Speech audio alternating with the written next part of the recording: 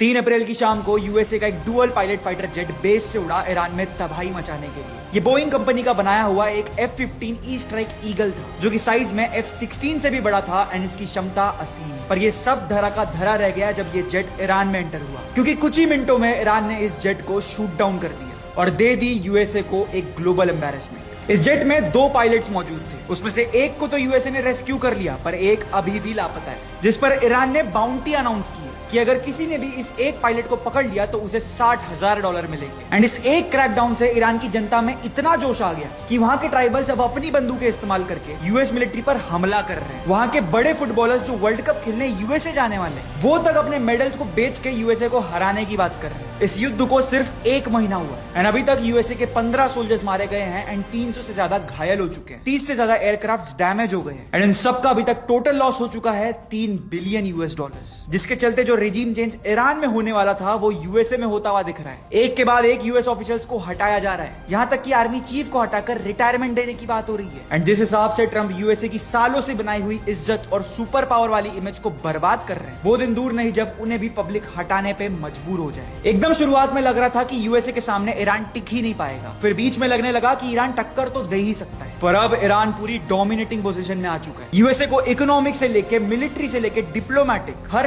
तरफ लॉस झेलना पड़ रहा है, जहां फायदा हो रहा है सिर्फ और सिर्फ रशिया एंड चाइना का। एक असैसिनेशन से भड़का ये युद्ध अब और बड़ा होने वाला है। ब्रिजेस पर अटैक शुरू हो गए हैं, ऑयल रिफाइनरीज, टेक हब्स, किसी को नहीं छोड़ा जा रहा है। अपने लीडर को खोने के बाद ना ईरान चुप बैठने वाला है, ना यूएसए ईरान के सामने झुकने वाला है, जिसका मतलब साफ है कि आने वाले दिनों में बहुत कुछ बहुत बड़ा होने वाला है। एंड इन सारी घटनाओं की जानकारी इंडिया लास्ट 24 आवर्स ही है जो आप तक सबसे पहले लाएगा। सबसे पहले हम ब्रेकिंग न्यूज पोस्ट करेंगे, फिर हर शाम 6 बजे की डिटेल वीडियो आएगी जिसमें लास्ट 24 घंटों की सारी न्यूज कवर हो, एंड हर रात एक ऐसा हाई एफर्ट वीडियो आएगा जिसमें वॉर से रिलेटेड भी सारे अपडेट्स कवर्ड हो।